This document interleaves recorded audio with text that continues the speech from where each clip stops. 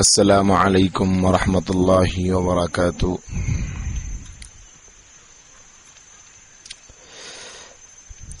سورۃ البروج مکیہ۔ آج کی اس مجلس میں سورۃ البروج کی تفسیر کا آغاز ہوگا۔ یہ سورہ بروج ہے جو مکۃ المکرمہ میں نازل ہوئی، اور یہ اس زمانے میں نازل ہوئی جب نبی کریم صلی اللہ علیہ وسلم کی دعوت پھیل رہی تھی، ایمان لانے والوں میں اضافہ ہو رہا تھا،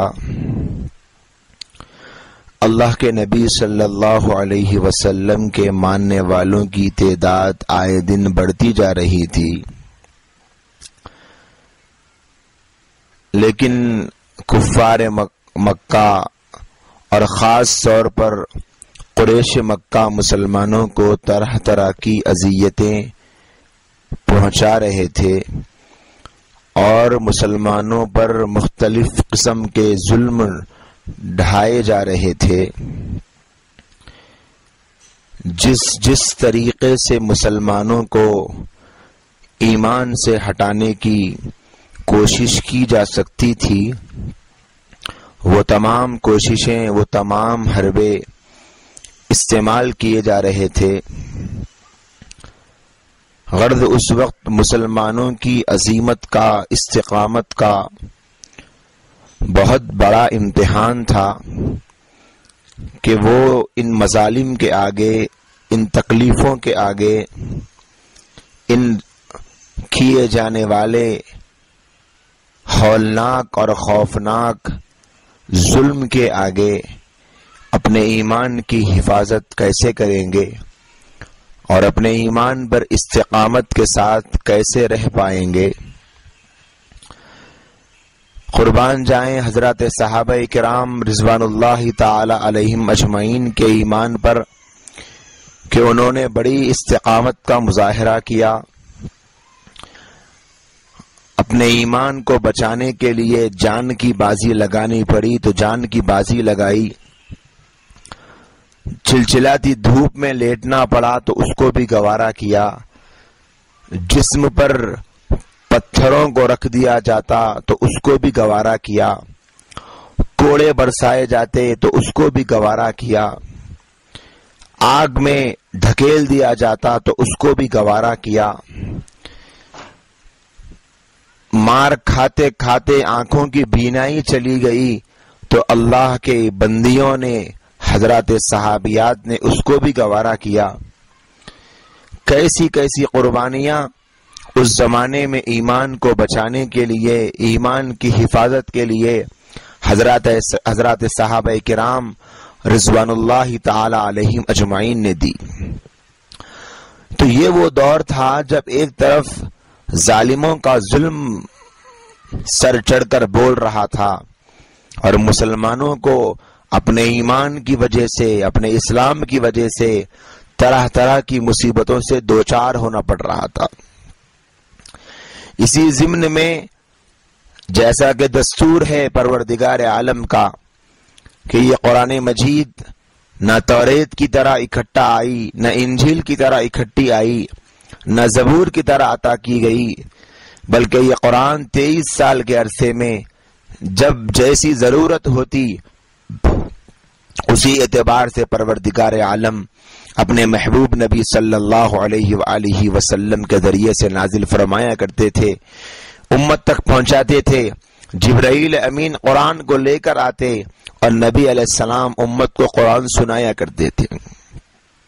تو اللہ پاک نے جہاں مختلف واقعات کو مختلف موقعوں پر مختلف وجوہات سے، مختلف حالات کے اعتبار سے اپنے محبوب نبی صلی اللہ علیہ وسلم کے ذریعے سے امت تک پہنچایا تھا، تو یہ جو حالات مکۃ المکرمہ میں چل رہے تھے، ظالموں کے ظلم کے غالب ہوتے ہوئے نظر آنے کے اور حضرات صحابہ کے مغلوب ہوتے ہوئے بظاہر نظر آنے کے، کہ یہاں قریش مکہ کا ظلم آئے دن بڑھ رہا، جس کے پاس کوئی غلام ہے، اگر وہ مسلمان ہو جاتا ہے تو وہ اس غلام کو اپنی تمام طاقت کا استعمال کر کے ایمان سے روکنے کی کوشش کرتا۔ جس کے پاس کوئی باندی ہے، اگر وہ مسلمان ہو جاتی تو آقا اپنی طاقت کا استعمال کر کے اسے اسلام سے پھیرنے کی کوشش کرتا۔ اگر کوئی بازار میں رہنے والا غریب اور مفلس ہے، اگر وہ ایمان لے کر آتا ہے تو اس کے اوپر ظلم و ستم کے پہاڑ توڑے جاتے۔ نظر یہ آ رہا تھا کہ کیا یہ ظلم کا سلسلہ ایسے ہی چلے گا اور ہمارے اسلام اور ایمان کے لانے کے سبب ہم کو یوں ہی ستایا جاتا رہے گا۔ آخر اس ستانے کے بعد ہم کو کیا ملے گا؟ اس ستانے کا بدلہ ہم کو کیا ملے گا؟ کچھ بدلہ ملے گا بھی یا پھر یہ لوگ اسی طرح ہمارے اوپر ہنستے رہیں گے؟ ان کا ظلم آخر کس دن ختم ہوگا؟ وہ کون ہوں گے جو اس ظلم کو ختم کرنے کے لیے آگے بڑھیں گے؟ ہماری اگر مدد ہوگی تو کس طریقے سے ہوگی؟ ایسی بہت ساری فکریں اس زمانے کے مسلمانوں پر، بالخصوص حضرات صحابہ کی زندگیوں میں تشویش کا سبب اور باعث بنی ہوئی تھی کہ آخر وہ دن کب آئیں گے جب ہمارے لیے یہ ظلم کے جو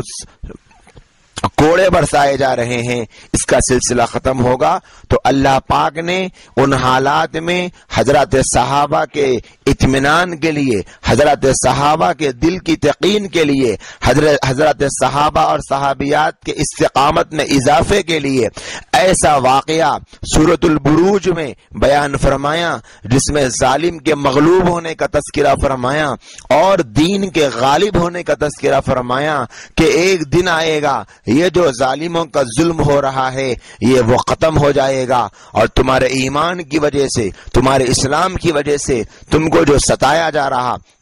تم کو جو مارا جا رہا، تم کو جو اذیتیں دی جا رہی، یہ ضائع نہیں جائے گی۔ ایک دن آئے گا کہ تمہارے ان تمام قربانیوں کا بدلہ تم کو ملے گا، اس دنیا میں بھی ملے گا اور آخرت میں بھی ملے گا۔ تو اس قسم کا تذکرہ پروردگار عالم نے سورۃ البروج کی صورت میں بیان فرمایا، اور سورۃ البروج میں ایک اہم واقعہ اللہ تبارک و تعالی نے بیان فرمایا جو اس سورت کا شان نزول ہے۔ جیسا کہ ہمارے اپنے درس کا انداز ہم سب جانتے ہیں کہ اگر کسی سورت میں شان نزول ہو، اس سورت کے نازل ہونے کی ضمن میں یا کوئی واقعہ ہو تو پہلے اسے بیان کیا جاتا ہے۔ چنانچہ اس سورت کی جو تفصیلات ہے، سورت کے جو مضامین ہیں، ان مضامین کا تعلق ایک اہم واقعے سے ہے جو واقعہ پروردگار عالم نے حضرات صحابہ کو سنایا اپنے نبی کے ذریعے سے۔ تو یہی واقعہ پہلے سنیں گے اور اس واقعے سے ملنے والے اسباق کیا ہے وہ جانیں گے، اور اللہ نے اس صورت میں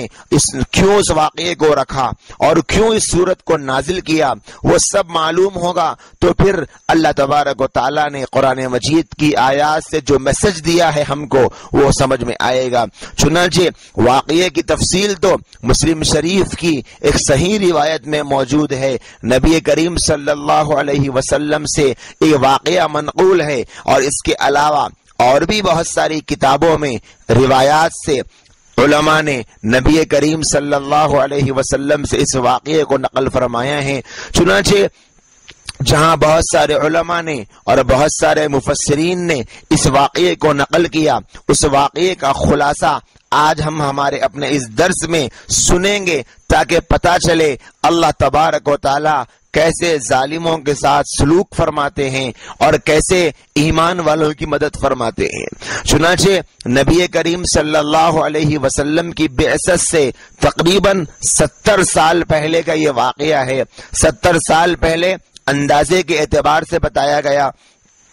یمن کے ایک علاقے میں ایک بادشاہ رہا کرتا تھا اور اس بادشاہ کا نام تھا یوسف ذو نواس۔ اس بادشاہ کے پاس ایک کاہن ہوتا تھا اور وہ اسی کاہن کی ہدایات پر زندگی گزارا کرتا تھا۔ کاہن جو مشورہ دیتا اسی کے اعتبار سے اپنی زندگی کے ہر کام کو کرتا، اپنے فیصلے کے کرنے سے پہلے کاہن سے مشورہ کرتا، اور کاہن اس زمانے میں ایسے لوگوں کو کہتے تھے کہ جو شیطان سے مدد لے کر یا کسی نجومی کی طرح تاروں کی مدد سے کچھ غیب کے علم کو جاننے کی لوگوں کے سامنے اپنے آپ کی کیفیت کو ظاہر کرتے تھے اور کچھ ایسی غیب کی باتیں بتلایا کرتے تھے جو بالکل جھوٹی ہوا کرتی تھی، اور بعض اوقات ایسا ہوتا کہ وہ 50 باتیں بتلاتے تو ان میں سے 1-2 باتیں ایسی ہو جاتی جو واقعے کے مطابق ہو جاتی تو لوگ ان کے اوپر یقین کرنا شروع کر دیتے۔ تو اس زمانے کا وہ کاہن تھا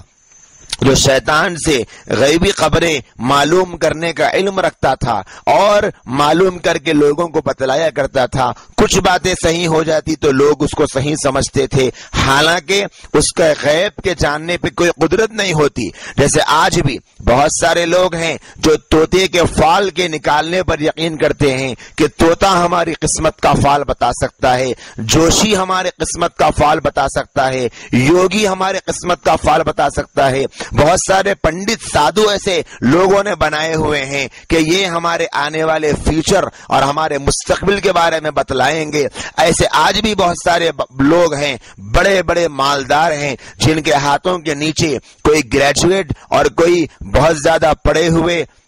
لوگ ان کے اسسٹنٹ نہیں ہوا کرتے، بلکہ جیسے یہاں زونواز کا اسسٹنٹ ایک کاہن تھا، ایسے ہی آج بھی ہم دنیا کے بڑے بڑے مالدار اور دنیا کے بہت بڑی بڑی شخصیتیں اور اپنے زمانے کے اور اپنے ملک کے اور اپنی کنٹری کے بزنس آئیکنز کو یا پھر لیڈرز کو دیکھ لیں تو ان کے ہاتھوں کے نیچے ایسے ہی جوشی اور سادھو اور اس قسم کے لوگ ہوتے ہیں جو ان کو مشورے دیتے ہیں، جو ان کے ایڈوائزر ہوتے ہیں اور انہیں اسی قسم کے مشورے ایڈوائز دیا کرتے ہیں کہ آپ یہ کام کرو تو یہ ہوگا، یہ کرو تو یہ ہوگا، ایسا کرو تو ایسا ہوگا، اور یہ ان کے اوپر اعتماد کرتے ہیں کہ یہ جو بتاتے ہیں وہ صحیح ہو جاتا ہے۔ اسی طریقے سے زونواز کے ہاتھ کے نیچے ایک کاہن ہوا کرتا تھا، وہ اسی طرح ہر قسم کا مشورہ اس کو دیتا۔ جب وہ بوڑھا ہونے لگا تو وہ اپنا جادو کا علم کسی کو سکھانے کا خواہش اس نے ظاہر کی۔ وہ یہ چاہتا تھا کہ میں جو میرے پاس جو علم ہے جادو کا، میرے پاس جو نجومیت کا علم ہے وہ میں کسی کو سکھا دوں۔ تو بادشاہ کے سامنے اس نے خواہش کی کہ اے بادشاہ سلامت، میں یہ چاہتا ہوں کہ میرے پاس جو علم ہے، میں بوڑھا ہو رہا ہوں، اگر میں مر گیا تو میرے ساتھ یہ علم بھی چلا جائے گا۔ آپ کسی نوجوان بچے کو، نوجوان لڑکے کو آپ میری نگرانی میں رکھ دیں، میں اپنے پاس جتنا علم ہے وہ سارا کا سارا اس کو سکھا دوں گا، پھر وہی بچہ میرے مرنے کے بعد آپ کے لیے کام آئے گا، آپ کا مددگار اور معاون بنے گا، آپ کا مشیر اور اسسٹنٹ بنے گا۔ تو بادشاہ نے ایک نوجوان کو طے کر دیا اور اس نوجوان سے یہ کہا کہ اس کاہن سے جو جو تم سیکھنا ہو سیکھ لو، جو یہ سکھائیں وہ سیکھ لو، جتنے فن، جتنے گر، جتنے جادو کے اور جتنے نجومیت کے، جتنے غیب کی خبریں معلوم کرنے کے جو جو طریقے ہو سکتے تھے، گویا شیطان سے راستے کی جتنے شکلیں تھی وہ ساری کے ساری تم اس سے سیکھ لو۔ اب وہ نوجوان اس کاہن کے پاس اس علم کو جو شیطان کے طریقے سے شیطان تک پہنچانے والا تھا، اب وہ بچہ جادو کو سیکھنے کے لیے اس نوجوان اس بوڑھے کے پاس، کاہن کے پاس جو بالکل بت پرست تھا، مشرک تھا، اس کے پاس جانے کے لیے روزانہ اپنے گھر سے نکلتا۔ کچھ دن گزرے، وہ اپنے گھر سے اس بادشاہ کے محل میں اور اس کاہن کے پاس جہاں وہ رہتا تھا جاتا اور اس سے علم سیکھتا، جادو کا علم سیکھتا، نجومیت سیکھتا۔ ایک دن ایسا ہوا کہ وہ راستے سے آ رہا تھا، اس نجومی کے پاس جا رہا تھا، اس کاہن کے پاس جا رہا تھا، تو اس نے دیکھا کہ بہت سارے لوگ ہیں جو کسی ایک آدمی کے پاس جمع ہیں۔ اس نے سوچا کہ یہ کون آدمی ہے، یہ کیا کرتا ہے، یہ سوچ کر وہ بھی اس کے پاس گیا۔ تو وہاں پر جا کر اس نے دیکھا کہ وہ تو ایک عیسائی ہے، عالم ہے، موحد ہے، توحید کا درس دینے والا ہے۔ اس زمانے میں عیسائیت حق مذہب تھی۔ آج جو عیسائیت ہے وہ عیسائیت نہیں، آج جو عیسائیت ہے وہ مذہب تو مشتبہ کر دیا گیا، وہ مذہب تو مخلوط کر دیا گیا، وہ مذہب تو شرک کے ساتھ مکس کر دیا گیا۔ اس زمانے میں نبی علیہ السلام کے اس دنیا میں پیدائش سے پہلے جو مذہب تھا وہ محفوظ تھا شرک سے، محفوظ تھا تثلیث کے عقیدے سے، محفوظ تھا اللہ کے ساتھ کسی اور کی ذات کو خدا کا درجہ دینے سے۔ تو اس زمانے کے وہ عابد تھے، وہ زاہد تھے، وہ راہب تھے، وہ اللہ کے نیک بندے تھے۔ تو وہ اللہ کے بندوں کو اللہ کا تعارف کرواتے تھے۔ اب یہ بچہ اپنے گھر سے نکلتا، راستے میں اس بوڑھے کے پاس کھڑا ہو جاتا جو راہب تھا، اس سے کچھ دین کی باتیں سیکھتا، اللہ کا تعارف سیکھتا، اللہ کی قدرت کو جانتا، آگے بڑھتا۔ اب اس کاہن کے پاس جاتا، وہاں جا کر جادو کا علم سیکھتا، پھر واپس آتا، راستے میں پھر اس بادشاہ اس راہب کے پاس ٹھہرتا جو عیسائی تھا، اس کے بعد سے کچھ علم سیکھتا، پھر اپنے گھر کو جاتا۔ یہ سلسلہ کافی دن تک چلتا رہا۔ جب گھر سے نکلتا تو راستے میں راہب کے پاس رکتا، پھر کاہن کے پاس جاتا، جب کاہن کے پاس سے واپس آتا تو راستے میں راہب کے پاس رکتا، پھر اپنے گھر کو آتا۔ یہی سلسلہ چلتا رہا۔ اب وہاں جب یہ راہب کے پاس رک جاتا، کافی دیر تک باتیں سنتا رہتا، تو کبھی کبھی یہیں کھڑے ہونے میں اس کو دیر ہو جاتی۔ اس دیری کی وجہ سے جب کاہن کے پاس پہنچتا تو وہ اس کو ڈانٹتا، وہ اس کو غصہ کرتا کہ تم نے آنے میں اتنی دیر کیوں کر دی، کیونکہ وہ اس کا انتظار کرتے بیٹھتا۔ اور جب وہ کاہن کے پاس سے نکلتا، راہب کے پاس واپسی میں رکتا، تو اس کو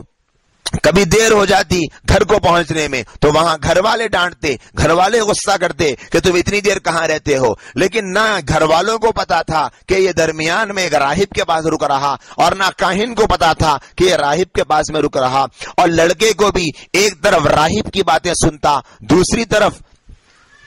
کاہن کی باتیں سنتا، کشمکش پیدا ہونا شروع ہو گئی۔ اسے یہ سمجھ نہیں آ رہا تھا کہ آخر حق کون ہے، سچ کون ہے۔ میرا ماں باپ، میرے گھر والے تو اور وقت کا بادشاہ ذو نواز تو مجھے اس کاہن کے پاس بیٹھا دیا ہے کہ تم یہاں پر جادو کا علم سیکھو، اور یہ جو راہب ہے ان کے پاس میں جاتا ہوں، ان کی باتیں بڑی اچھی لگتی ہے۔ یہ کشمکش میں آ گیا۔ اس کو دونوں کی باتوں میں راہب کی باتیں بڑی اچھی لگ رہی تھی، لیکن وہ فیصلہ یہ نہیں کر پا رہا تھا کہ میں کس کی بات کو سنوں اور کس کی بات کو چھوڑوں۔ اسی طرح کئی دن گزرتے گئے۔ ایک دن وہ اسی کشمکش میں راستے سے گزر رہا تھا، راہب کے پاس سے نکلا، کاہن کے پاس میں جا رہا تھا۔ اس نے دیکھا کہ لوگ جمع ہیں، بھیڑ کھڑی ہوئی ہے۔ جا کر دیکھا کہ کیا ہوا، تو مسلم شریف کی روایت میں کہ ایک جانور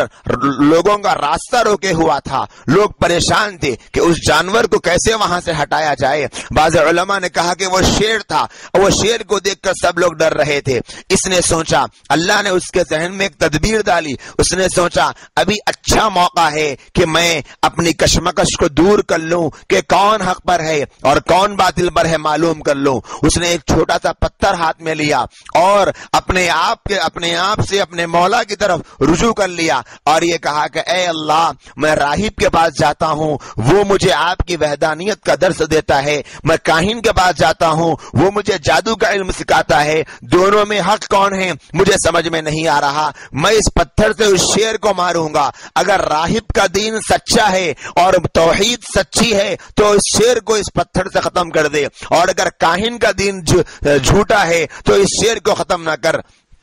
اس لیے کہہ کر اس نے ایک پتھر مارا، تو جیسے ہی پتھر پڑا تو وہ شیر وہیں پر مر گیا۔ اسے اطمینان ہو گیا کہ ہاں، جو راہب ہے، جو عیسائی ہے، اس کا دین سچا ہے، توحید کا مذہب سچا ہے۔ اس کا یقین مضبوط ہو گیا، اور اس نے یہ بھی سمجھ لیا کہ وہ جو کاہن کے پاس میں جا کر جادو سیکھتا ہوں، وہ جو مشرک ہے وہ جھوٹا ہے۔ یہ سن کر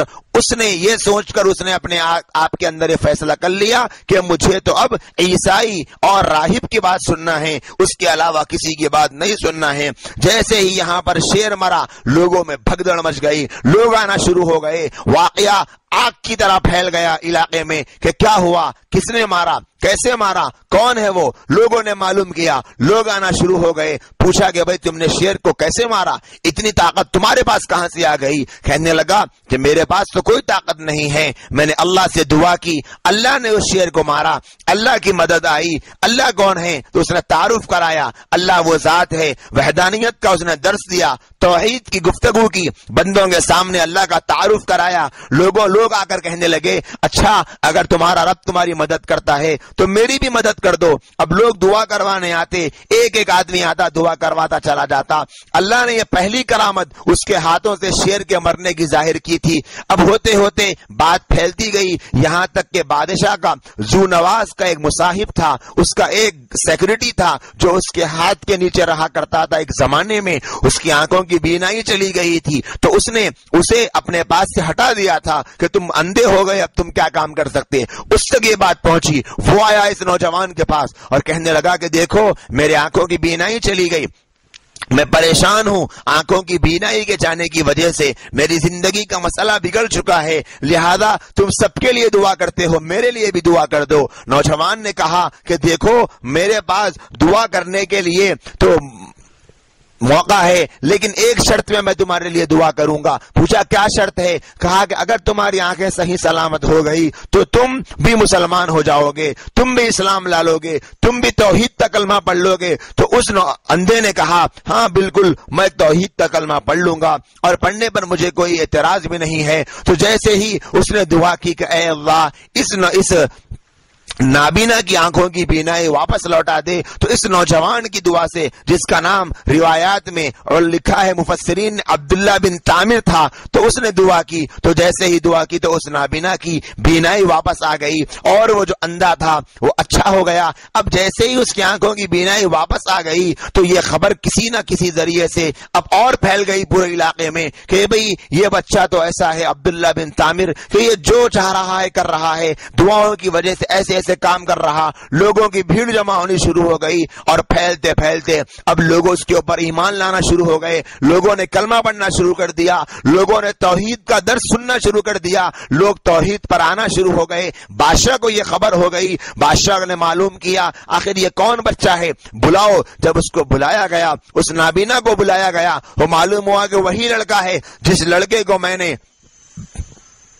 جادو کا علم سیکھنے کے لیے طے کیا تھا. بلا کر معلوم کیا تو اس بچے نے کہا تم یہ کیا کر رہے ہو؟ تو بچہ کہنے لگا کہ دیکھیے بادشاہ سلامت, مجھے پتا چل گیا ہے, میں آپ کے پاس بھی آتا ہوں, آپ نے مجھے نجومی کے پاس بٹھایا, کاہن کے پاس بٹھایا, میں راستے میں ایک راہب کے پاس بیٹھتا تھا, وہ راہب مجھے یہ باتیں سب سکھایا کرتا تھا, توحید کا درس دیا کرتا تھا, اس راہب کے پاس سے میں نے یہ سب چیزیں سیکھی ہے. تو بادشاہ نے کہا راہب کو بلاؤ. راہب کو بلایا گیا اور اس نابینا کو بلایا گیا اور ان دونوں کو بادشاہ نے اس بچے کے سامنے قتل کر دیا. بعض علماء نے لکھا ہے کہ دونوں کو آرے کے ذریعے سے کٹوا دیا اور دونوں کو ختم کر دیا اور لڑکے کو دھمکی دی کہ اگر تم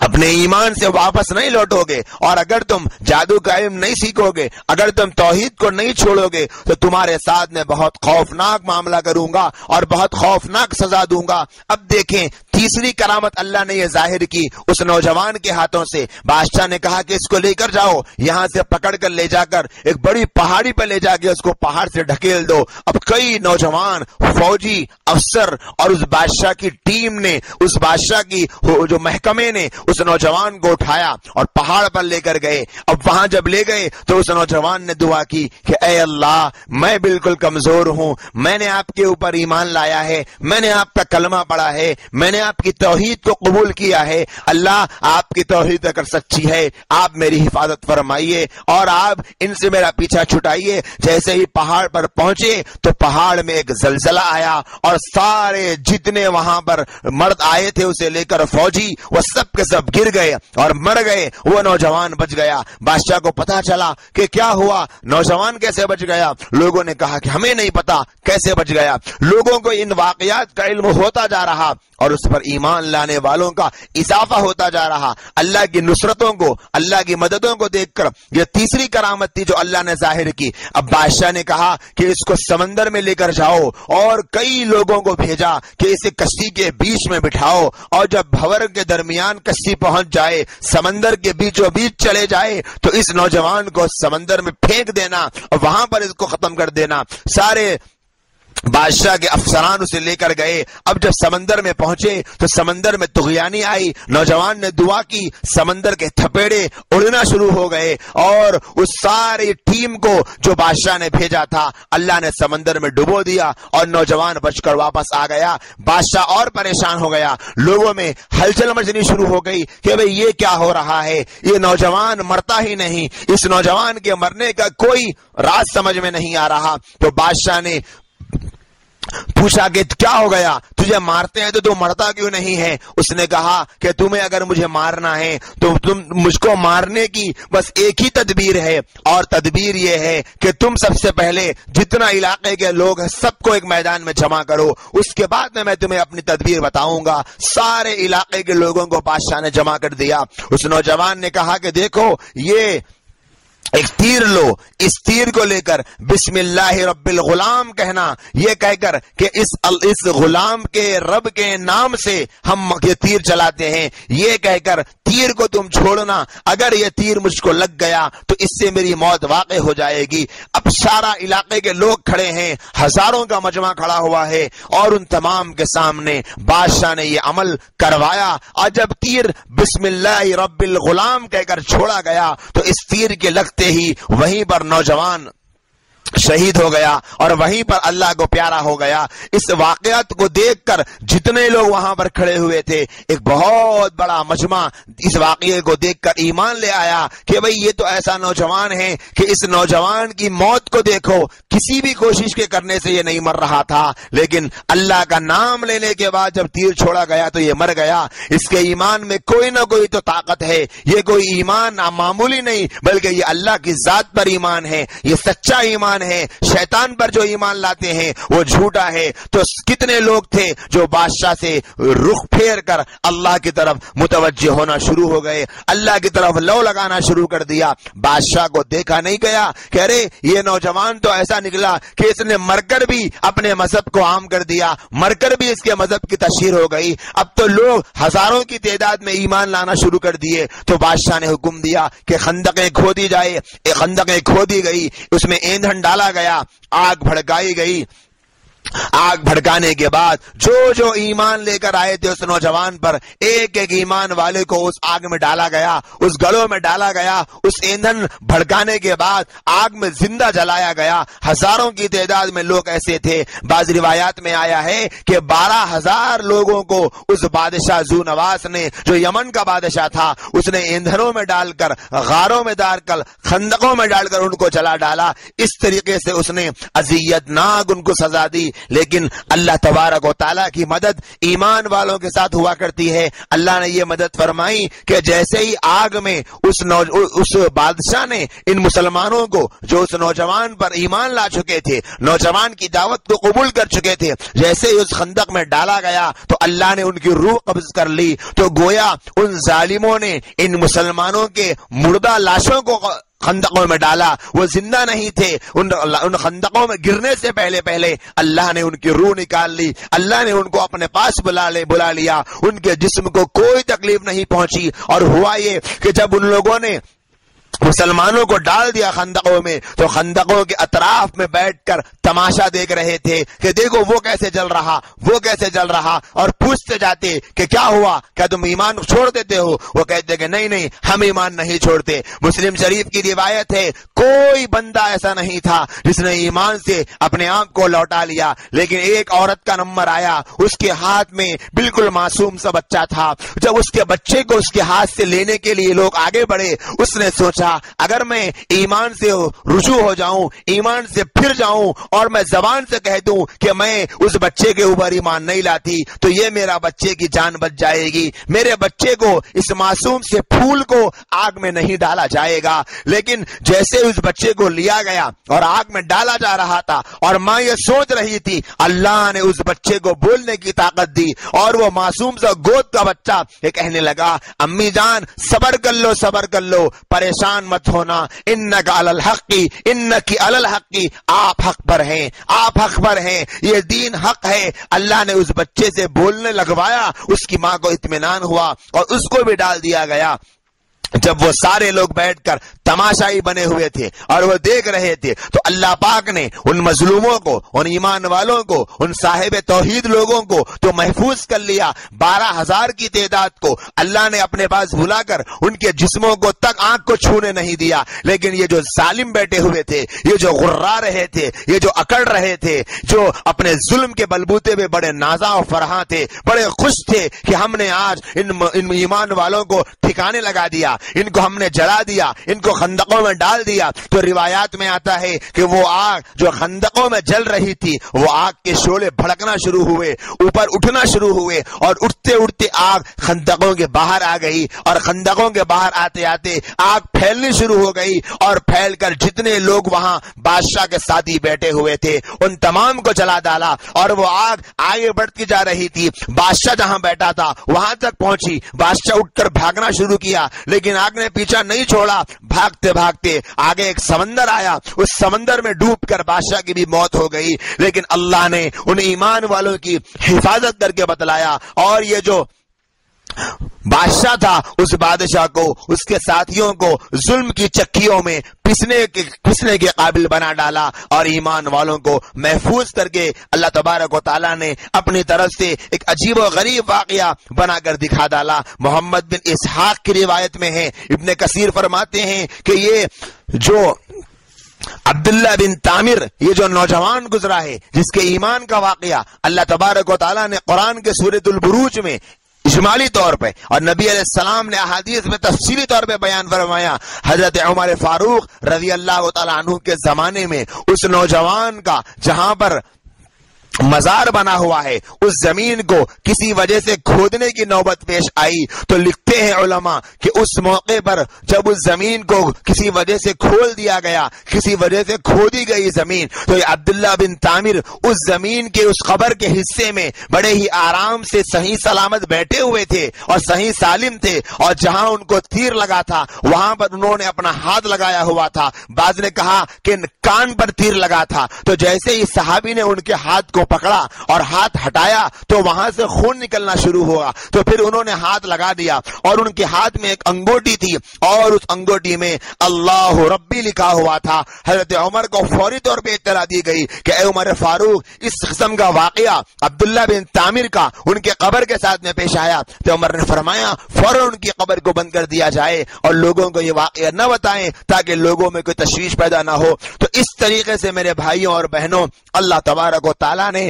ایک ایمان والے کے ایمان کے سبب سے حفاظت فرمائی, اور اس ایمان لانے والے بچے کی استقامت کی وجہ سے ہزاروں لوگوں کو ایمان کی توفیق دی, ہزاروں لوگوں کو اسلام کی توفیق دی, ہزاروں لوگوں کو شرک سے نکالا, ہزاروں لوگوں کو کفر سے نکالا. اور یہ واقعہ جو پیش آیا نبی علیہ السلام کے زمانے سے 70 سال پہلے, یہ واقعہ اللہ نے قرآن میں بیان کر کے نبی علیہ السلام کی زمانی امت کو سنوا کر مکۃ المکرمہ کے جو حالات تھے ان حالات میں جو صحابہ جن حالات سے گزر رہے تھے, جن تکلیفوں کا دور ان کے سامنے تھا اور ظالموں کا ظلم جو ان کے سامنے تھا, اللہ کے نبی علیہ السلام نے جب یہ سنایا تو حضرات صحابہ کے دلوں میں اطمینان کی کیفیت آئی کہ ہاں جو ظالم ہوتا ہے اس کے ساتھ یہی سلوک ہوگا. یہ تو دنیاوی سزا اللہ نے اصحاب الاخدود کو ان غار والوں کو دی, خندقوں والوں کی دی, اصحاب الاخدود خندق والوں کو دی, اور آخرت میں ایک بہت بڑی سزا ملنے والی ہے. اور جو ایمان والے ہیں اللہ ان کی مدد ایسے فرماتے ہیں. تو جس وقت یہ آیات نازل ہوئی اور جس وقت نبی علیہ السلام نے اس واقعے کو بیان فرمایا تو اس زمانے کے ایمان والوں کے لیے یہ واقعہ اطمینان کا سبب بنا, ان کی استقامت کا سبب بنا, ایمان پر جمنے کا سبب بنا, اور ان کے ظالموں کے ظلم کو سہنے کی طاقت اور ظالموں کے ظلم کو سہنے کے لیے ایک گویا انجیکشن کا کام کیا کہ ان کے اندر ہمتیں آئی کہ چاہے کتنا ہی ظلم کر لو لیکن ہمارے اللہ نے جو سلوک اصحاب الخدود کے ساتھ کیا, ان ظالموں کے ساتھ ان کو ظلم کا بدلہ دیا اور ان مظلومین کی مدد فرمائی, ہماری بھی مدد ہمارا رب اسی طریقے سے کرے گا. تو اس طریقے سے قرآن مجید کے اس واقعے سے اللہ تبارک و تعالیٰ نے ان ایمان والوں کی ہمت افزائی کی. اس واقعے سے ہمارے لیے بھی آج کے اس زمانے کے مسلمانوں کے لیے بھی چند اسباق ملتے ہیں کہ اگر کسی کے اندر سچی حق کی طلب ہو تو اللہ تعالیٰ ضرور مدد فرماتے ہیں. کسی کے اندر اگر طلب ہی نہ ہو حق کے پہنچنے کی, حق تک جانے کی, تو اللہ تعالیٰ مدد نہیں فرماتے. اور جس کے اندر سچی طلب ہوتی ہے, جذبہ ہوتا ہے, یقین ہوتا ہے, وہ چاہتے ہیں کہ ہم اللہ کو پائیں, اللہ کی مدد کو حاصل کریں, اللہ کے دین کو پائیں, تو وہ سیسا پلائی ہوئی دیوار بن جاتے ہیں, ڈٹ جاتے ہیں اپنے عقیدے پر, ڈٹ جاتے ہیں اپنے ایمان پر, ڈٹ جاتے ہیں اپنے اللہ کو راضی کرنے کے جذبے پر. دشمنوں کے ظلم, دشمنوں کی مار, دشمنوں کی زیادتی, دشمنوں کا ظلم، ظالموں کے ظلم کچھ ان کے سامنے کام نہیں آتا۔ دیکھیں صحابہ کیسے سیسا پلائی ہوئی دیوار بن کر کسی بھی بڑی سے بڑی آندھی کا مقابلہ کرنے کو تیار تھے، لیکن ایمان کو چھوڑنے کے لیے، اسلام کو چھوڑنے کے لیے، نبی کی محبت کو چھوڑنے کے لیے وہ ایک لمحے کے لیے تیار نہیں ہوئے۔ حضرت سمیہ رضی اللہ تعالی عنہ اپنے آپ کو اسلام کی سب سے پہلی شہیدہ خاتون بنانا پسند کیا۔ اپنے جسم کے اس نازک حصے پر جہاں کسی کو تکلیف کا تصور بھی برداشت نہیں ہو سکتا، برچھا اور تیر کھانا گوارا کیا، اپنے جسم کے 2 ٹکڑے کروانا پسند کیا، لیکن اللہ کے دین کو چھوڑنا پسند نہیں کیا۔ حضرت بلال حبشی اپنے جسم پر پتھروں کو رکھ کر کوڑوں کو کھانا، چلچلاتی دھوپ میں لیٹنا اور احد احد کا نعرہ لگانا گوارا کیا، لیکن اسلام کو چھوڑنا پسند نہیں کیا۔ حضرت خباب رضی اللہ عنہ اپنی پیٹھ کو آگ میں جھلسانا اور اپنی پیٹھ پر نشان کو ڈلوانا اور اپنے آقا سے مار کھانا، سینوں پر ان کے سینے پر پیروں کو رکھ دیا جاتا اور ان کا ظالم آقا کھڑے ہو جاتا، انہیں آگ میں لٹا کر آگ ان کی پیٹھ کو جلاتی، جلاتے جلاتے ان کے جسم کی چربی جل جاتی، لیکن وہ پھر بھی اللہ کی محبت میں احد احد کے نعرے لگا کر توحید کے نغمے گنگنائے، لیکن اسلام کو چھوڑنا گوارا نہیں کیا۔ آل یاسر چلچلاتی دھوپ میں، کھلے میدان میں ان کے اوپر ظلم کیے جاتے، ان کو مارا جاتا، ان کو ستایا جاتا، باپ کو بیٹے کو ساتھ میں لے کر سمیہ کے شوہر اور ان کے بیٹے کو مارا جاتا، لیکن نبی فرماتے اللہم اے اللہ آل یاسر پر رحم فرما، آل یاسر پر رحم فرما، لیکن کبھی آل یاسر نے اپنے اسلام کو چھوڑنے اور ایمان کو چھوڑنے کی کوشش نہیں کی۔ کتنے صحابہ جو سیسا پلائی ہوئی دیوار بنے ہوئے تھے، وہ اس زمانے کے صحابہ، صحابہ کے بعد تابعین، تبع تابعین، اولیاء، صلحاء، اتقیاء، مفسرین، محدثین، مجتہدین، ائمہ کرام، علماء کرام، کتنے لاکھوں کی تعداد میں علماء اس سرزمین پر، اس ہندوستان میں ایسے گزرے ہیں جنہوں نے قربانیاں دی۔ پچھلی 14 صدیوں سے ایمان کے مقابلے میں جب کبھی کوئی دشمن نے آنکھ اٹھا کر دیکھا تو ہر مسلمان نے اپنے آپ کو اس ظالم کی آنکھ میں آنکھ ڈال کر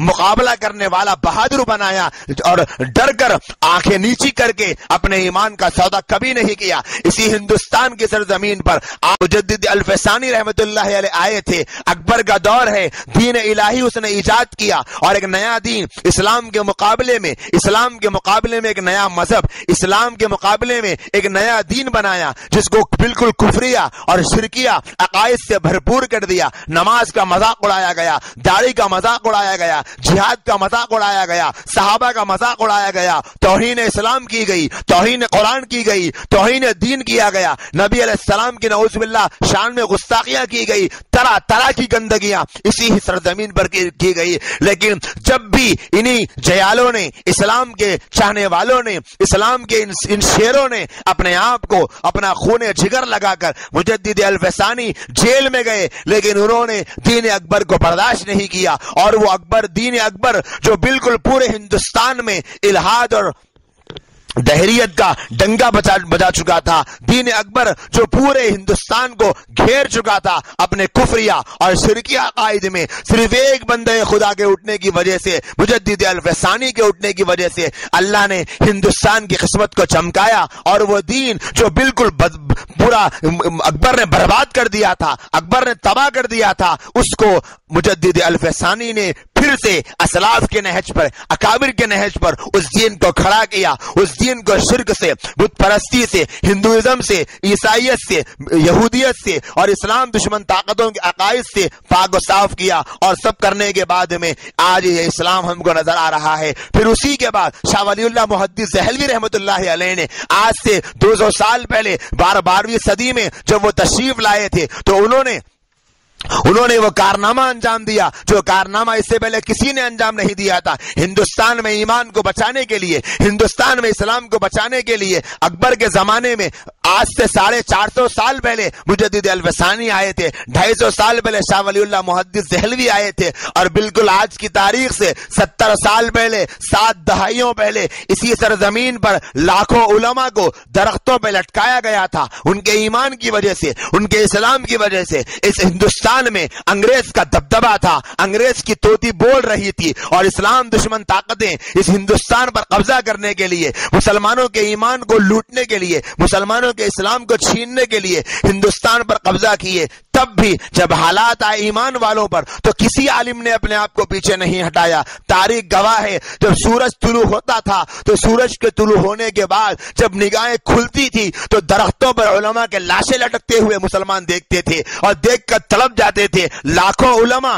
ایمان کو بچانے کے لیے, اسلام کو بچانے کے لیے ہندوستان کی سرزمین پر اپنے آپ کو شہادت کا جام انہوں نے نوش کروایا ہے. انگریز کی آنکھ میں آنکھ ڈال کر ٹکر لی, انگریز سے مقابلہ کیا, جیلوں میں گئے, سلاخوں کے پیچھے رہے, مالٹا کے قیدی بن گئے, اسیران مالٹا بن گئے, لیکن کبھی بھی ایمان پر آنے والی تکلیفوں کو, ظلموں کو انہوں نے سہا نہیں, بلکہ سہنے کے ساتھ ساتھ انہوں نے مقابلہ کیا, چپ نہیں رہے, برداشت کیا, صبر کیا, نبی کی سنت کو زندہ کیا, اسلام کو باقی رکھنے کے لیے رات رات بھر محنت کی, دن دن بھر محنت کی. یہی ہندوستان میں ایسے حالات آئے اور آج بھی ہم دیکھ سکتے ہیں, چاہے وہ ملک شام ہو, چاہے وہ سیریا ہو, چاہے وہ برما ہو, کیسے ایمان کی بنیاد پر برما میں مارا جا رہا, کتنے بچوں کو کاٹا گیا, کتنی عورتوں کی عزتیں لوٹی گئی ایمان کی بنیاد پر, اسلام کی بنیاد پر. مسلمان ہونے کی وجہ سے جو سلوک عبداللہ بن تامر کے ساتھ کیا گیا تھا نبی علیہ السلام کے زمانے سے 70 سال پہلے,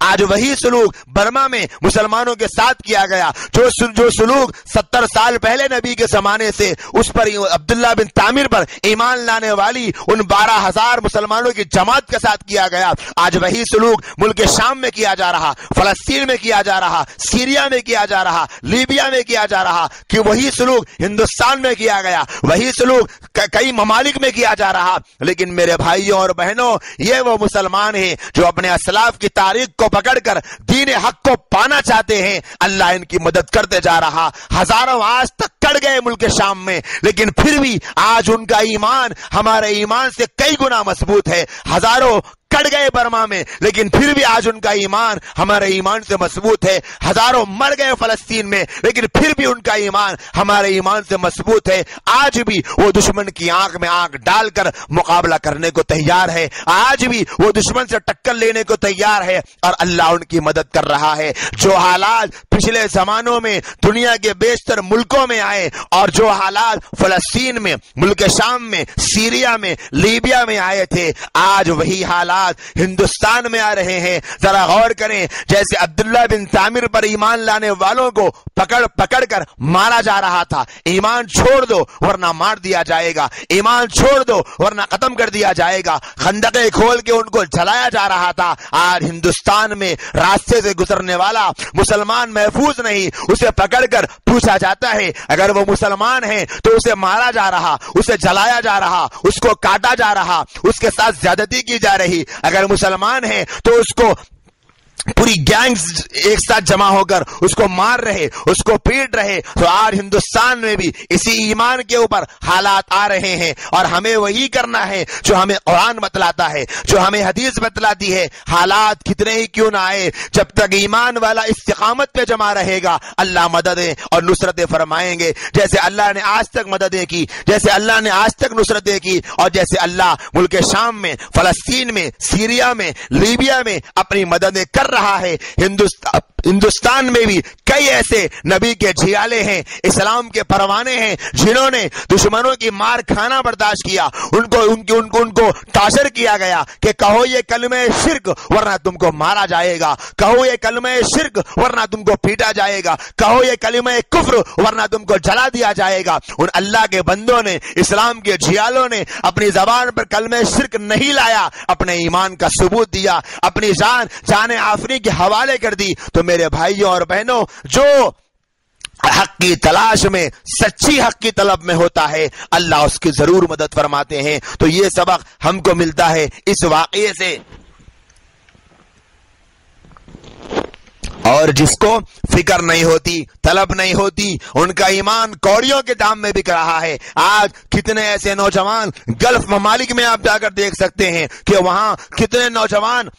روزانہ سینکڑوں کی تعداد میں ہیں جن کے ایمان کے سودے کیے جا رہے ہیں، کہیں لڑکیوں کے نام پر، کہیں حسن کے نام پر، کہیں گرل فرینڈ کے نام پر، اور وہاں ان کے ایمان کے سودے اس حد تک سستے ہو گئے، اگر انہیں کوئی خوبصورت، کوئی حسینہ، کوئی مالدار اگر لڑکی مل جاتی ہے تو وہ اس کے بدلے میں اپنے ایمان کو بیچنے کو تیار ہے۔ وہ ایمان دیکھنے کو تیار نہیں، مذہب دیکھنے کو تیار نہیں، وہ کرسچن ہو، وہ یہودی ہو، وہ قادیانی ہو، وہ شکیلی ہو، وہ ہندو ہو، وہ کچھ بھی ہو، اپنے مذہب کو نہیں دیکھا جا رہا۔ اور وہ تو بیرون ممالک کا چھوڑیے، ہمارے اپنے ایشیائی ممالک میں ایسے کتنے حالات اور واقعات ہم دیکھ رہے ہیں کہ ایمان کے مقابلے میں آج محبت کو ترجیح دینا، مال کو ترجیح دینا، اور محبت کے ایمان کے مقابلے میں پیسے کو ترجیح دینا، بزنس کو ترجیح دینا آج مسلمانوں کے یہاں عام ہوتا جا رہا ہے۔ یاد رکھیں، جو سچی طلب لے کر جیے گا اللہ اس کے ایمان کی موت تک حفاظت کرے گا، اور اس کے ایمان کو اسے دوسروں کے ایمان میں آنے کا سبب بنائے گا، جیسے عبداللہ بن تعمیر اس نوجوان کے ایمان کو اللہ نے سبب بنایا تھا۔ اور جو بچنا نہیں چاہے گا، اللہ پاک کو کوئی حاجت نہیں، اللہ پاک کو کوئی ضرورت نہیں کہ اس کا ایمان محفوظ رہے یا نہ رہے، کیونکہ جسے خود اللہ کے ہونے کی فکر نہ ہو اللہ پاک بھی اس کی فکر نہیں فرماتے۔ ایک دوسرا سبق اس واقعے سے ہم کو یہ لینا چاہیے کہ انسان کے لیے صحبت بہت بڑی چیز ہے۔ اگر نیک صحبت کسی انسان کو ملے، اچھی صحبت ملے، اچھا طریقہ ملے، اچھا ماحول ملے تو انسان کے اندر اچھائیاں آتی ہے۔ صحبت صالح ترا صالح کنت، نیک لوگوں کی صحبت تجھے نیک بنا دے گی۔ صحبت طالح ترا طالح کنت، برے لوگوں کی صحبت تجھے برا بنا دے گی۔ قرآن میں اللہ فرماتے ہیں یا ایھا الذین آمنوا اتقوا اللہ وکونوا مع الصادقین، اے ایمان والو اللہ سے ڈرو اور نیک لوگوں کے ساتھ ہو جاؤ۔ جو آدمی نیک لوگوں کے ساتھ ہوگا، جو بہن نیک لوگوں کے ساتھ رہے گی، اس کو نیکی کا اثر ضرور حاصل ہوگا، اور جو بروں کے ساتھ رہے گا اس کو برائی کا اثر ضرور لگے گا۔ عبداللہ بن تعمیر کے واقعے میں غور کر کے دیکھے اس نوجوان کے کہ وہ نوجوان کو جب دو طرح کی صحبتیں ملی، ایک طرف اس مشرک کی، ایک طرف اس نجومی کی، ایک طرف اس کاہن کی، تو دوسری طرف اس اللہ والے کی، اس عیسائی کی، اس عابد کی، اس زاہد کی، اس عالم کی، جب دو صحبتیں اس کو ملی، ایک طرف اچھی صحبت، ایک طرف بری صحبت، تو اچھی صحبت نے اس کو فائدہ پہنچایا۔ اگر انہیں وہ اچھی صحبت نہ ملتی تو وہ کبھی ایمان والا نہ بنتا، اگر وہ ایمان والا نہ بنتا تو اس کے ہاتھوں سے کرامتیں ظاہر نہ ہوتی، اگر کرامتیں ظاہر نہ ہوتی تو کوئی اس کے ہاتھ پہ ایمان نہ لاتا، اگر کوئی اس کے ہاتھ پہ ایمان نہ لاتا تو بادشاہ ان کو نہ مارتا، بادشاہ اگر ان کو نہ مارتا تو یہ بھی اللہ کی طرف سے اللہ کا نام لینے کے بعد شہید نہ ہوتا۔ اگر عبداللہ بن تعمیر شہید نہ ہوتے تو قرآن ان کا تذکرہ نہ کرتا، حدیث رسول ان کا تذکرہ نہ کرتی۔ آج 15 صدیوں کے بعد یہاں بیٹھ کر میں اور آپ اس نوجوان کا واقعہ نہ سنتے، اور قیامت تک آنے والی انسانیت قرآن میں اس نوجوان کا واقعہ نہ پڑھتی اگر اسے وہ نیک صحبت نہ ملتی اور وہ نیک صحبت سے فائدہ نہ اٹھاتا۔ یہ اثر ہے نیک صحبت میں، نیک ماحول میں، اچھے ماحول میں، اچھی بیٹھکوں میں، اچھے دوستانوں میں، یہ ہوتا ہے اثر۔ جو اچھے ماحول میں بیٹھے گا اس کا اثر اس کو ضرور ملے گا۔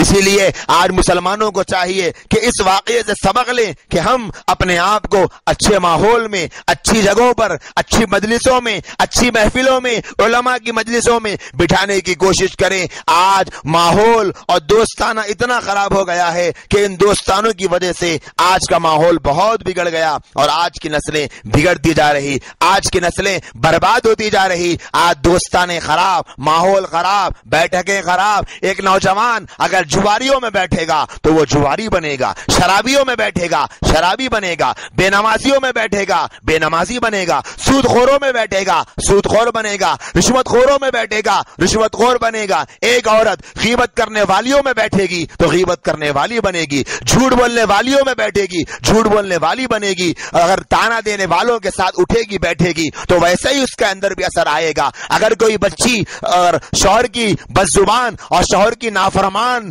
بیوی کے ساتھ بیٹھے گی اس کے اندر بھی وہ اثر آئے گا۔ اگر کوئی بچی ساس کے ساتھ بغاوت کرنے والی کے ساتھ بیٹھے گی اس کے اندر بھی وہ اثر آئے گا۔ اگر کوئی تیز زبان والی کے ساتھ بیٹھے گی اس کے اندر بھی وہ اثر آئے گا۔ اگر کوئی غصے والی کے ساتھ اٹھے گی بیٹھے گی اس کے اندر بھی وہ اثر آئے گا۔ اگر اگر کوئی بے پردہ کے ساتھ اٹھے گی بیٹھے گی اس کے اندر بھی وہ اثر آئے گا. اسی طرح اگر کوئی نیک کے ساتھ، پردے والی بہن کے ساتھ، سچ بولنے والی بہن کے ساتھ، غیبت سے بچنے والی بہن کے ساتھ، جھوٹ سے بچنے والی بہن کے ساتھ، نبی کے سنتوں کی پابند بہن کے ساتھ، قرآن کی تلاوت کرنے والی بہن کے ساتھ، اللہ کی ضربیں لگانے والی بہنوں کے ساتھ، قرآن سے چمٹے رہنے والی بہنوں کے ساتھ، دین کی محفلیں اور دین کی مجلسیں سجانے والی بہنوں کے ساتھ اگر کوئی اٹھے گی بیٹھے گی تو اس کے اندر بھی وہ اثرات آئیں گے. مجلس کا یہ اثر ہوتا ہے، صحبتوں کا یہ اثر ہوتا ہے. لہذا ہم کو دوسرا سبق یہ ملتا ہے، ہم کو اپنی بیٹھکوں پر، صحبتوں پر، مجلسوں پر غور کرنے کی ضرورت ہے کہ کیسی مجلسیں اور کیسی محفلیں اور کیسی بیٹھکیں ہماری ہو رہی ہے. اس واقعے سے تیسرا سبق یہ ملتا ہے کہ جیسے اس نوجوان نے اللہ تبارک و تعالیٰ سے پہلی مرتبہ شیر کے مارنے کے موقع پہ دعا کی، پھر اس نابینا کے موقع پہ دعا کی، پھر پہاڑ پہ چڑھنے پہ دعا کی، پھر اسی طریقے سے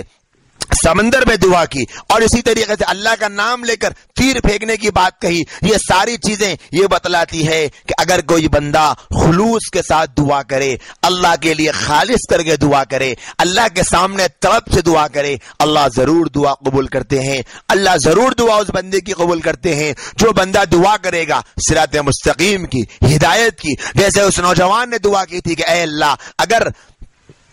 اس عیسائی پادری کا اور عیسائی راہب کا اور اس عالم کا اگر دین سچا ہے تو اس شیر کو اس پتھر سے مار دے، اور اگر اس کاہن کا دین سچا ہے تو نہ مار، جھوٹا ہے تو مجھے پتا چل جائے کہ نہ مار. جیسے اس نے صراط مستقیم کی، ہدایت کی دعا کی تھی، اللہ نے دعا قبول فرمائی. ہم سب کو چاہیے کہ ہم ہدایت کی دعا، صراط مستقیم کی دعا اللہ سے ہمیشہ مانگتے رہے. جو بندے خدا، جو بندی خدا اپنے رب کے سامنے ہدایت کی دعا مانگیں گے اللہ ضرور قبول کرتے ہیں. اللہ ہدایت کی دعا کو کبھی رد نہیں کرتے، اللہ ہدایت کی دعا کو ضرور قبول کرتے ہیں. تو ہم کو بھی چاہیے کہ ہم ہمیشہ اللہ نے ہمیں جو قرآن میں دعا سکھائی، اہدنا الصراط المستقیم، اس دعا کو مانگتے رہے اللہ کے سامنے، ہمیشہ اللہ کے سامنے، ہر کام میں، ہر معاملے میں، ہر موقع پر، دین میں ہو یا دنیا میں ہو، کسی بھی معاملے میں ہو، اللہ سے دعا کرتے رہیں کہ اے اللہ آپ مجھے اس معاملے میں سیدھا راستہ بتا دیجئے، سیدھی راہ بتا دیجئے، ٹھیک طریقے کا جو راستہ ہے وہ بتا دیجئے. اللہ پاک ضرور مدد کریں گے. ایک اور سبق جو چوتھا اس واقعے سے ہم کو حاصل کرنا چاہیے وہ یہ ہے کہ جو لوگ اہل ایمان پر ایمان کے سبب اذیتیں پہنچاتے ہیں، اگرچہ وہ وقتی فائدے میں ہوں گے، ظاہر میں یہ نظر آتا ہے کہ وہ بڑے مزے میں ہیں. جیسے ان نوجوانوں پر اصحاب الاخدود نے، اس بادشاہ ذو نفر اور اس کے ساتھیوں نے ظلم کیا، لگ رہا تھا کہ وہ مزے میں ہیں، بڑے سکون میں ہیں، لیکن ہوا انجام ان کا بہت برا. وہی حال آج تک 14 صدیوں سے ہوتا جا رہا اور اب یہی حال قیامت تک ہوگا. آج بھی جو ظلم ہو رہا ہے دنیا کے سارے ملکوں میں، اور جو ظلم ہو رہا ہے ہمارے اپنے ملک ہندوستان میں، اگرچہ آج ظالم غرا رہا ہے، ان کی گردنیں بڑی چوڑی ہے، ان کے سینے بڑے اٹھے ہوئے ہیں، ان کی آنکھیں بڑی پھٹی ہوئی ہے، اگرچہ آج داڑھی رکھنے والے کو یہ دہشت گرد کہیں گے، اگرچہ آج مسلمان کو ٹیررسٹ کہیں گے، اگرچہ آج مسلمانوں کے اوپر ہر قسم کا الزام لگائیں گے، اگرچہ آج مسلمانوں کو سب سے زیادہ کمزور قوم، مسلمانوں کو سب سے زیادہ نچلی قوم بتائیں گے، اگرچہ آج مسلمانوں کو سب سے زیادہ برا بتائیں گے، اگرچہ مسلمانوں پر ایمان کی وجہ سے، اسلام کی وجہ سے یہ ظلم کریں گے، چاہے یہ ظلموں کے کتنے پہاڑ توڑ لے، چاہے یہ ظلموں کے کتنے ہی سمندر اڑیل دے، لیکن ایک وقت آئے گا، آج نہیں تو کل اللہ ان ظالموں کی گردنوں کو نوچے گا، آج نہیں تو کل ان کے اٹھے ہوئے سینوں کو اللہ پاش پاش کرے گا، آج نہیں تو کل ان کے غروروں کو اللہ پاک چکنا چور کرے گا، آج نہیں تو کل ان کے اس غرانے کو اللہ پاش پاش کرے گا اور بتائے گا وقت کے فرعونوں کو جیسے اللہ نے موسیٰ کے زمانے میں ڈبویا تھا، ایسے ہی اللہ آج کے زمانے کے فرعونوں کو ڈبوئے گا ان مسلمانوں کی آنکھوں کے سامنے. آج بھی وہ وقت آئے گا جیسے آج فلسطین میں اس طریقے کے ظلم کیے جا رہے ہیں کہ بیت المقدس کے ساتھ زیادتی کرنے کی کوششیں کی جا رہی. آج اگرچہ ان کے ظلم کی آواز بلند ہے، لیکن ایک وقت آئے گا جب یہ ظلم ختم ہوگا، اللہ پاک حق کی راہیں دکھائے گا اور فلسطین کو مسلمانوں کے قبضے میں لا کر بتائے گا اور مسلمانوں کے ہاتھ میں اس کی کنجیاں لائے گا، مسلمان وہاں نماز ادا کریں گے اور اللہ وہ دن دکھائیں گے کہ وہ دن دور نہیں کہ جس دن یہ غلام بنیں گے مسلمانوں کے، یہ مسلمانوں کے سامنے اپنی ناکیں رگڑیں پڑیں گے، یہ ظالم جنہیں آج ظلم پر ناز ہے، یہ مسلمانوں کی جوتیاں سیدھی کریں گے۔ جیسے ایک دور تھا صحابہ کے سامنے کہ اس زمانے کے فارس اور روم کی طوطیاں بولتی تھی اور وہ نغمے ان کے گنگناتے تھے، حضرات صحابہ کو وہ حقیر سمجھتے تھے، لیکن ایک دور وہ آیا کہ وہی صحابہ جو پہلے ان کی نگاہوں میں حقیر سمجھے جاتے تھے، ایک دور اللہ نے ایسا بھی دکھایا کہ انہی صحابہ کے قدموں میں فارس اور روم کے خزانوں کی کنجیاں اللہ نے ڈالی تھی۔ میرے بھائیوں اور بہنوں، ضرورت اس بات کی ہے آج جو حالات ہیں ان حالات کو دیکھ کر ہم گھبرائے نہیں، ان حالات کو دیکھ کر اپنے ایمان کو اور مضبوط کرے، یقین کو مضبوط کرے، تعلق میں اللہ کو مضبوط کرے، گناہوں سے توبہ کرے، اللہ کی نافرمانیوں سے باز آئیں، اللہ سے تعلق کو جوڑیں، نمازوں میں اللہ سے مانگیں، دعاؤں کی کثرت کریں، نیک مجلسوں میں جائیں، نیک صحبتوں میں جائیں، علماء کی مجلسوں میں، علماء کی محفلوں میں بیٹھیں، اپنے رشتے کو اپنے رب سے جوڑے رکھے۔ خدا کی قسم دنیا کی کوئی طاقت مسلمان کو اللہ سے دور نہیں کر سکتی جب تک کہ مسلمان خود اللہ سے جڑا ہوا ہے۔ غرض یہ چند اسباق ہمیں اس واقعے سے ملتے ہیں جو واقعہ اللہ تبارک و تعالیٰ نے سورۃ البروج میں اجمالاً بیان فرمایا اور حدیث رسول میں نبی علیہ السلام نے تفصیل کے ساتھ بیان فرمایا۔ اللہ پاک ہم تمام کو اس واقعے سے حاصل ہونے والے اسباق اور اس واقعے میں پائے جانے والی عبرتیں ہم سب کو سمجھنے کی توفیق عطا فرمائیں، اور جیسے اللہ نے ان کے ایمان کی حفاظت فرمائی ظلم کے خلاف، اللہ ہم سب کی حفاظت بھی ظلم کے خلاف فرمائیں، اور اپنے ایمان کی حفاظت کا اللہ ہم تمام کو ملکہ، حوصلہ، جذبہ عطا فرمائیں۔ آیات کی جو تشریح اور تفسیر ہے وہ انشاءاللہ آئندہ درس میں کی جائے گی۔ وآخر دعوانا ان الحمد للہ ان الحمد للہ ان الحمد للہ ان الحمد للہ ان الحمد للہ ان الحمد للہ